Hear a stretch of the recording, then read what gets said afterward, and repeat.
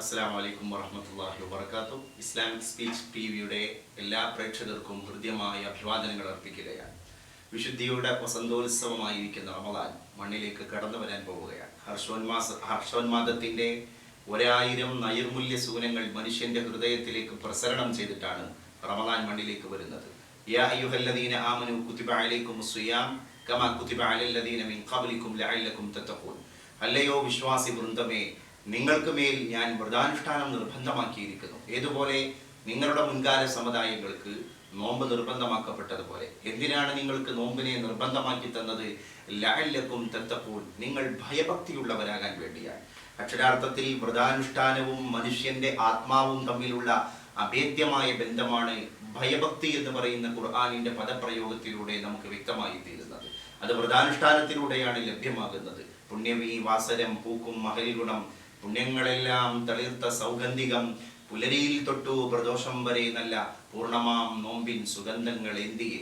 പാപം പൊറുക്കുന്ന 10 ദിനങ്ങളും കാരുണ്യമേകുന്ന 10 ദിനങ്ങളും സ്വർഗീയ ലോകപ്രവേശം ചൊരിയുന്ന അവസാന 10 നോമ്പിൻ സുഗന്ധവും. ആദ്യത്തെ 10 റഹ്മത്ത്, രണ്ടാമത്തെ 10 മഗ്ഫിറത്ത്, മൂന്നാമത്തെ 10 സ്വർഗപ്രവേശത്തിന്റെയും നരകമോചനത്തിന്റെയും 10. ഇങ്ങനെ 3 10കളായി 30 ദിവസത്തെ മൊത്തം വിഭജിക്കുന്ന സാഹചര്യത്തിൽ നമുക്ക് മനസ്സിലാവണം 3 മുന്നൊരുക്കങ്ങളാണ് റമദാൻ നമ്മളെ പഠിപ്പിക്കുന്നത്.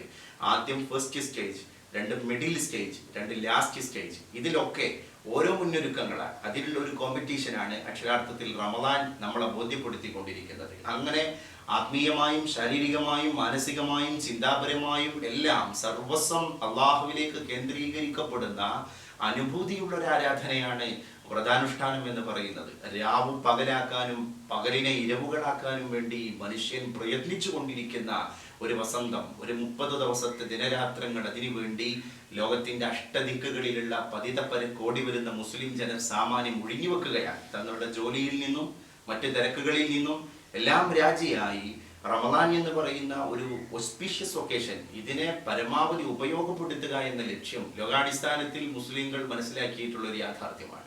അതുകൊണ്ടാണ് അസ്സൗമുലി, നോമ്പ് എനിക്കുള്ളതാണ്, ഞാനാണ് നോമ്പിൽ പ്രതിഫലം നൽകിക്കൊണ്ടിരിക്കുന്നത്. സോക്കർ മാമാങ്കത്തിന്റെ 10,000 കിലോമീറ്ററുകൾക്ക് അപ്പുറത്ത് താങ്കളുമായിട്ട് പുലബന്ധം പോലും ഇല്ലാത്ത അന്യരാഷ്ട്രത്തിൽ, തങ്ങളുടെ രാഷ്ട്രത്തിന്റെ 4 അയലത്ത് പോലും എത്തുന്ന ബന്ധങ്ങളില്ലാത്ത ഏതോ രാജ്യങ്ങളിലെ ഏതോ ആളുകൾ കളിച്ചുകൊണ്ടിരിക്കുന്ന സോക്കർ മാമാങ്കത്തിന് ഹരം പകരാൻ വേണ്ടി കട്ടൗട്ടുകളും കൂറ്റൻ ഫ്ലക്സ് ബോർഡുകളും സ്ഥാപിക്കുന്ന തിരക്കിൽ നമ്മുടെ മാപ്പിള മുസ്ലിം ചെറുപ്പക്കാരൻ പ്രബുദ്ധനാകേണ്ട സമയം ഒരുപാട് വൈകിപ്പോയിരിക്കുകയാണ്.